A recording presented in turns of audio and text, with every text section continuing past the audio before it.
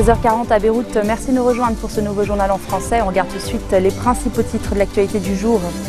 10e journée de protestation des transporteurs terrestres. Ils annoncent leur mobilisation demain sur l'ensemble du territoire. Des sit-ins sont prévus à chaque entrée des centres d'inspection mécanique. En Irak, les unités d'élite du contre-terrorisme sont arrivées aux portes de Mossoul. Ils attendent désormais les autres groupes armés pour coordonner l'offensive. Les Peshmerga kurdes, quant à eux, se rapprochent au nord-est. Les deux maires de la ville kurde de Diyarbakir, interpellés par la police turque, l'une à l'aéroport, l'autre à son domicile. Ils sont soupçonnés par le parquet de soutien au Parti des travailleurs du Kurdistan. Avant de passer à la grève des transporteurs routiers, on débute ce journal par ce communiqué de l'armée israélienne qui a fait état de tirs à sa frontière avec le Liban. Un soldat israélien aurait même été blessé par balle, selon l'État hébreu, qui indique que des tirs sont partis d'un véhicule en mouvement au Liban. De son côté, l'armée libanaise a fermement démenti cette information et plus tôt dans la journée, une source de sécurité citée par la LBC a également affirmé qu'aucun tir n'avait été signalé en direction du territoire israélien. On passe maintenant à cette 10e journée de protestation par les transporteurs terrestres. Ils annoncent une mobilisation demain sur l'ensemble du territoire. Des sit-ins sont prévus aux entrées des centres d'inspection mécanique. Un regroupement des manifestants place Riyad El Selo doit suivre après. L'Union des syndicats appelle tous les citoyens à se joindre au mouvement qui réclame la nationalisation des centres de mécanique. À 5 jours de l'échéance présidentielle, Slimane Frangieh réaffirme qu'il maintient sa candidature. Le chef des Maradas a fait cette annonce à Diman après avoir été reçu par le patriarche maronite. L'atmosphère était cordiale, a déclaré Frangieh. Le candidat a perdu jeudi dernier le soutien de Saad Hariri qui supporte désormais Michel Aoun. Après Samir Jaja, Saad Hariri ou Walid Jumblat pourrait à son tour embrasser la candidature de Michel Aoun. Le leader druze soutient jusqu'à nouvel ordre Henri Elou. Le candidat a d'ailleurs fait savoir qu'il est prêt à se retirer si cela est dans l'intérêt du Liban. Et un peu plus tôt dans la matinée, un autre jumblatiste, le député Antoine Saad, déclarait quant à lui que le bloc se dirige vers un appui au général. Selon l'élu, le chef du PSP attend de rencontrer Michel Aoun et de mener des contacts avec Nabi Berri pour se prononcer. Voilà en ce qui concerne le dossier des derniers développements sur la présidentielle. Je vous le disais en titre, à Diyarbakir, les deux maires de la ville kurde ont été interpellés hier soir dans le cadre d'une enquête antiterroriste. Gültan Kizanak a été arrêté à sa sortie de l'avion, tandis que la police turque s'est rendue au domicile de son collègue Firat Anli. Le parquet les soupçonne d'avoir soutenu le Parti des travailleurs du Kurdistan. Pierrick Laurent. La nouvelle de l'arrestation a rapidement fait le tour de la ville. Dès hier soir, plusieurs dizaines d'habitants de Diyarbakir viennent protester devant la mairie. Quelques minutes plus tôt, la maire et son adjoint ont été interpellés. Accusés de soutien au PKK, le Parti des travailleurs du Kurdistan, considéré comme une organisation terroriste. Une fois de plus, nous sommes face à une situation illégale. Ces maires ont été élus par notre peuple non sans difficulté et ils sont arrêtés comme des hors-la-loi. Des perquisitions sont en cours dans la mairie et nous n'avons plus le droit d'y entrer. La police n'a donné aucune précision sur le résultat des perquisitions. Mais ce n'est pas la première fois que les autorités s'en prennent à des élus.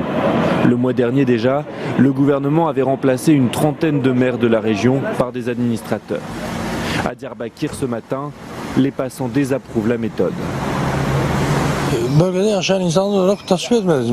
Comme habitants de la région, nous ne pouvons pas être d'accord avec ces arrestations. Bien sûr, il faut s'attendre à des réactions si vous vous en prenez à des maires qui sont en place parce qu'ils ont été élus. Nous sommes contre le fait de nommer des administrateurs dans les mairies parce que les maires ont été élus par la volonté du peuple et ils devraient quitter leur poste par la volonté du peuple. Depuis 1 an et demi, les hostilités entre le PKK et l'armée turque ont repris.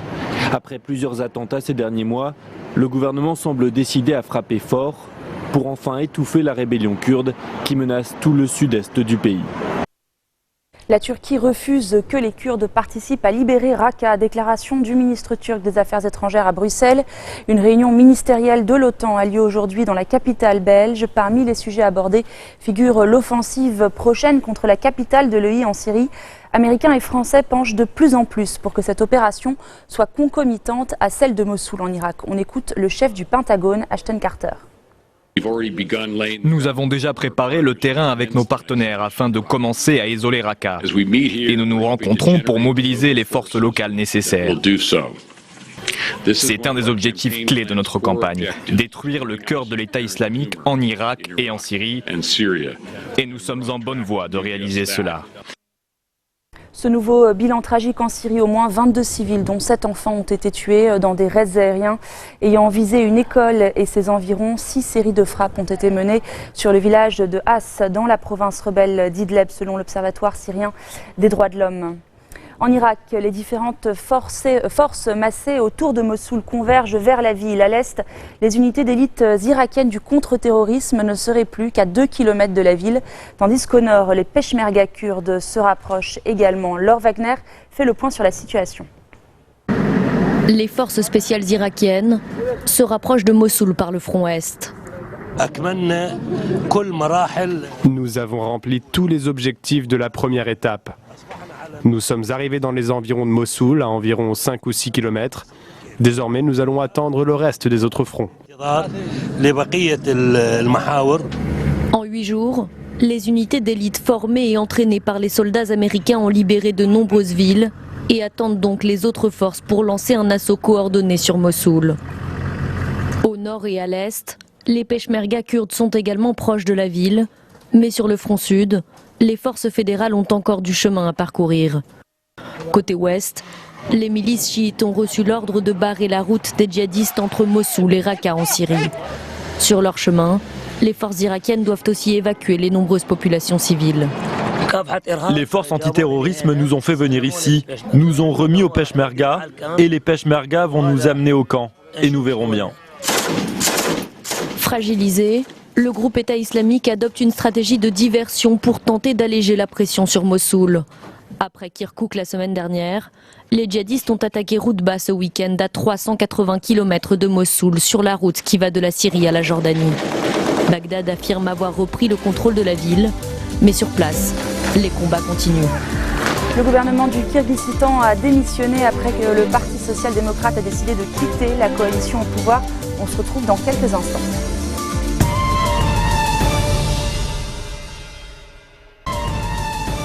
Je vous l'ai annoncé il y a quelques instants, le gouvernement du Kirghizistan a démissionné après la décision du Parti social-démocrate de quitter la coalition au pouvoir.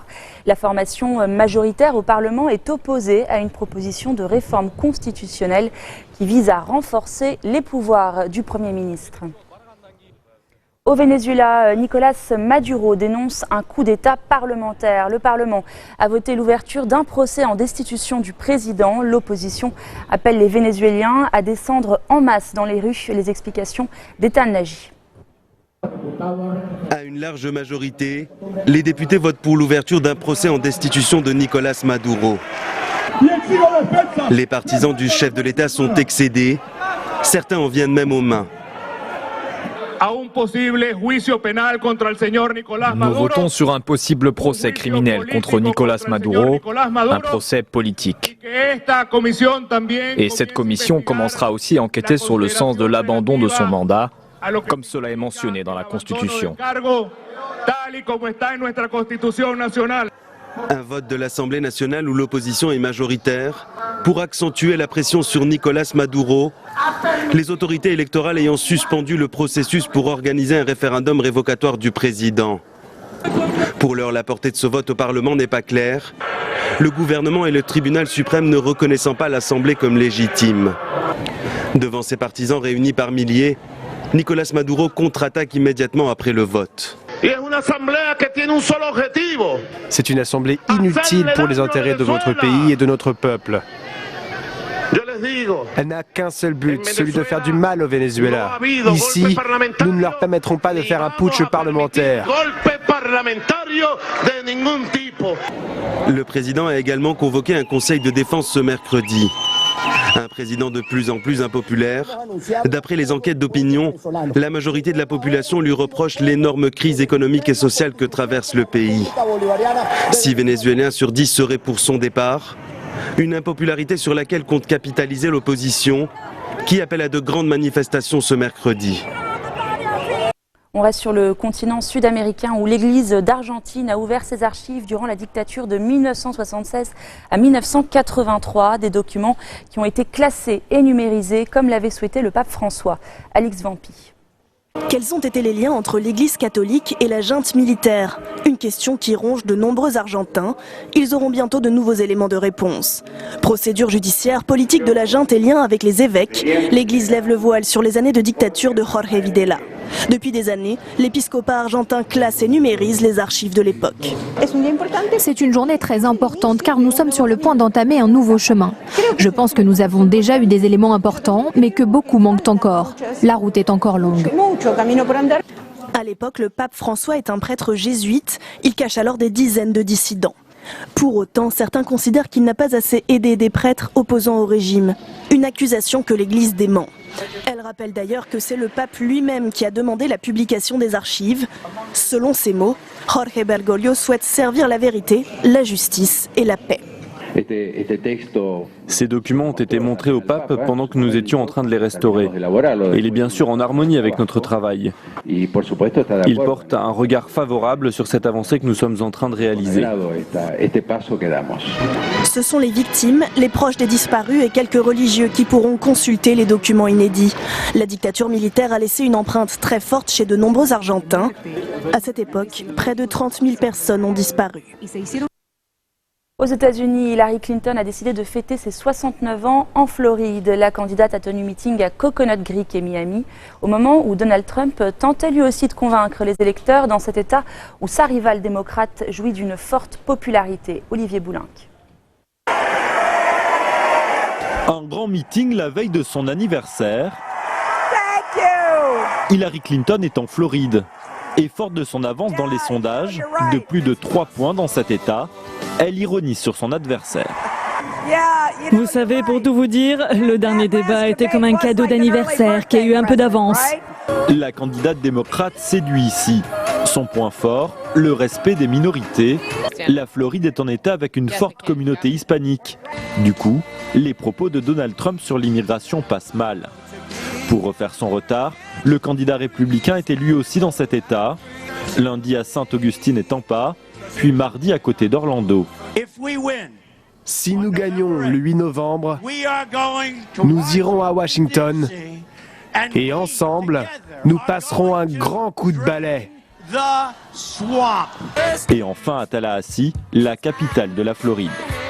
Pour rassembler, Donald Trump a voulu éviter les sujets qui fâchent pour se concentrer sur une critique du bilan des années Obama, auquel il associe sa rivale démocrate. Nos dirigeants sont stupides. Ce sont des gens stupides, je vous le dis. Obama, tout ce qu'il fait, c'est faire campagne pour Hillary Clinton alors qu'il ne peut pas la supporter. Sujet largement abordé ici, la couverture santé Obamacare et l'emploi. Des thèmes particulièrement porteurs dans cet État, qui a un taux de chômage supérieur à la moyenne nationale. Autre cheval de bataille pour Donald Trump, son opposition au rapprochement avec le régime castriste, enclenché par Barack Obama. Une manière de séduire l'électorat cubain, longtemps opposé à une politique d'ouverture et historiquement acquis aux candidats républicains à chaque élection. En France, François Hollande tente d'apaiser la grogne des policiers. Ils étaient encore dans les rues hier soir. Le président reçoit les syndicats en fin d'après-midi. Quelles sont les revendications de la police française? Hugues Dago nous en dit plus.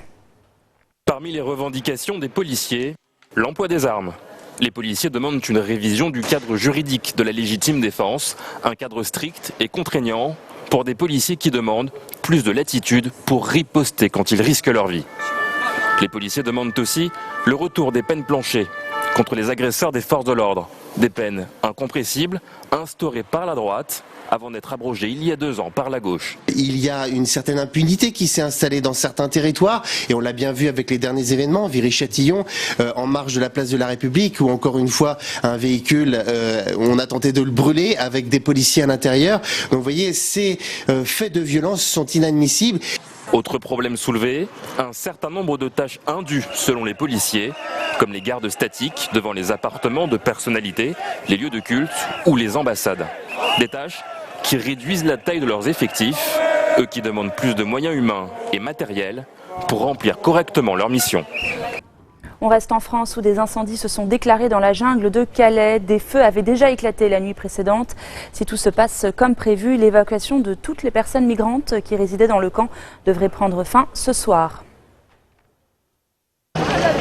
Le ciel de la jungle recouvert d'une épaisse fumée noire. Ce mercredi, de multiples feux ont repris dans plusieurs endroits du bidonville. Des feux semblables à ceux qui ont fait rage la nuit dernière. D'ailleurs, voici ce qu'il reste de ce qu'on appelait ici la rue des commerces. Cabanes, cafés, restaurants, tout est parti en fumée. Un peu plus tôt dans la nuit, une trentaine d'abris de fortune ont été incendiés. Pour la préfète du Pas-de-Calais, ces feux sont bien volontaires, mais il s'agirait d'une coutume pour certaines communautés. On leur fait passer le message, mais ils nous avaient dit que c'est une tradition qui est bien ancrée. Quand on décide de partir, on fait brûler. Alors, bon, comme on connaît leurs habitudes, ça nous a permis à nous d'adapter un dispositif. Donc on avait prépositionné les services d'incendie et de secours. Les pompiers étaient là, ils sont là d'ailleurs 24 heures sur 24. Les incendies auraient précipité le départ d'autres migrants. Selon les autorités, ils étaient encore entre 6 et 8 000 lundi dans le camp. Ils ne sont désormais plus qu'1 millier. C'est la fin de cette édition. Voici le rappel des titres qui ont marqué l'activité de cette journée. 10e journée de protestation des transporteurs terrestres. Ils annoncent leur mobilisation demain sur l'ensemble du territoire. Des sit-ins sont prévus à chaque entrée des centres d'inspection mécanique. En Irak, les unités d'élite du contre-terrorisme sont arrivées aux portes de Mossoul. Ils attendent désormais les autres groupes armés pour coordonner l'offensive. Les Peshmerga kurdes se rapprochent au nord-est. Les deux maires de la ville kurde Diyarbakir, interpellés par la police turque, l'une à l'aéroport, l'autre à son domicile. Ils sont tous deux soupçonnés par le parquet de soutien au Parti des travailleurs du Kurdistan. Merci de votre attention. Retrouvez-nous tous les jours à 16h40, heure de Beyrouth. Vous pouvez également nous suivre en ligne sur notre site web ou en téléchargeant notre application mobile. Excellente soirée.